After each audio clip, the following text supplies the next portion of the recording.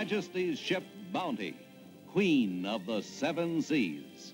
Newspaper headlines, radio and television reports. They are proving she is the most famous ship in the world today as she begins a fabulous voyage to faraway places. In Vancouver, British Columbia, Canada's great metropolis of the Pacific Northwest, her trip begins. An air of excitement grips the city. As the word spreads, the Bounty is coming. Outside the harbor, the noise is deafening. Whistles, horns, and bells sound a welcome as more than 400 small craft form an escort for the triumphal entry into historic Burrard Inlet. People, police estimate more than 350,000 of them, line every shore surrounding the harbor to shout their own greetings as the ship passes majestically under the great Lions Gate Bridge.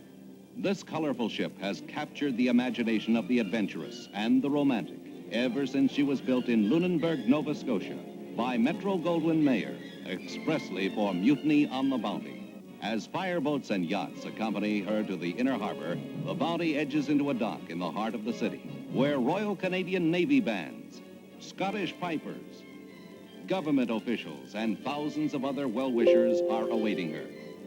The red carpet of welcome is laid down. Civic leaders step aboard to receive three-cornered hats and scrolls that pronounce them honorary members of the Bounty crew.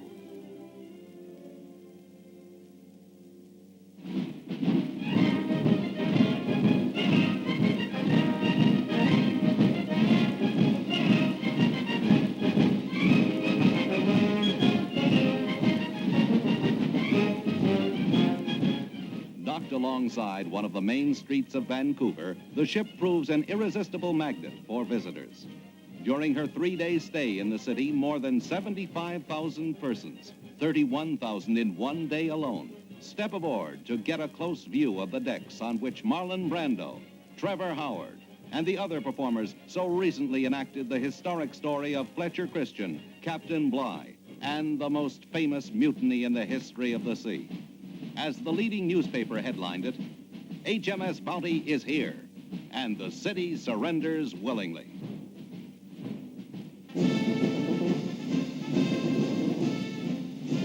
Next port of call, Victoria, where another thrilling reception awaits her. The people of this capital city of British Columbia are ready and anxious to live up to their reputation for old-fashioned hospitality. After passing the overnight steamer from Seattle, the Bounty edges into the pier, which has been especially built for her, in front of the government's impressive Parliament building and the famous Empress Hotel.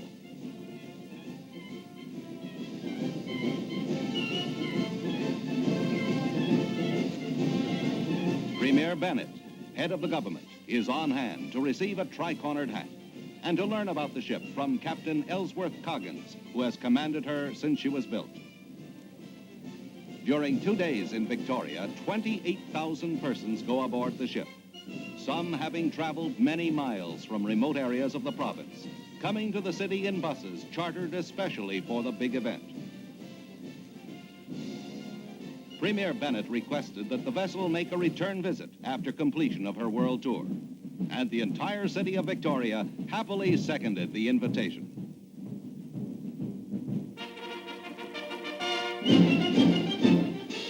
And so to Seattle, to join the famed Space Needle as a part of the Great World's Fair.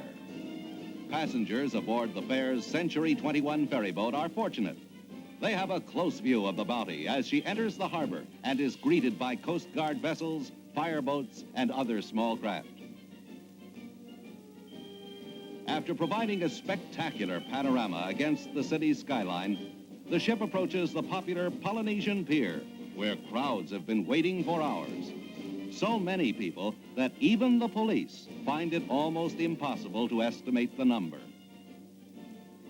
They are there with confetti and horns and happy smiles, all part of the gay carnival atmosphere of the fair.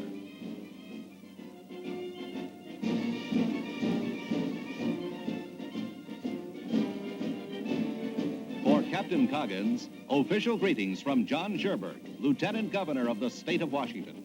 Then a welcome from Joseph Gandy, President of the World's Fair. For almost a week, the Bounty would remain in Seattle, a magnet for the hundreds of thousands flocking to the city to attend the fair.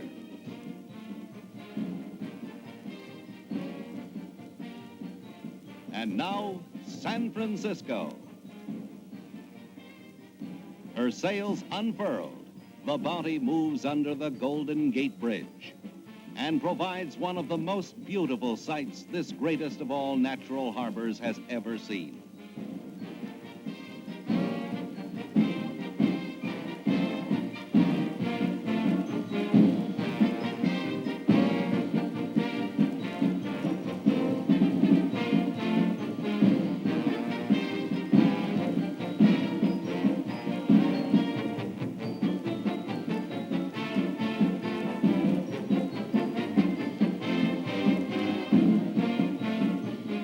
From the shores, the people of San Francisco, alerted to her arrival by newspapers, radio, and television, see her move gracefully past famous landmarks. A never-to-be-forgotten sight, and one probably never to be repeated. A sight that is fast becoming familiar to the Bounty and her crew. Well-wishers waiting to greet her and them. There are people and more people. San Francisco's popular Mayor George Christopher becomes an honorary Bounty officer as visitors crowd onto the deck of the famous ship. Before she would leave the Golden Gate City, the Bounty would be visited by more than 200,000 persons.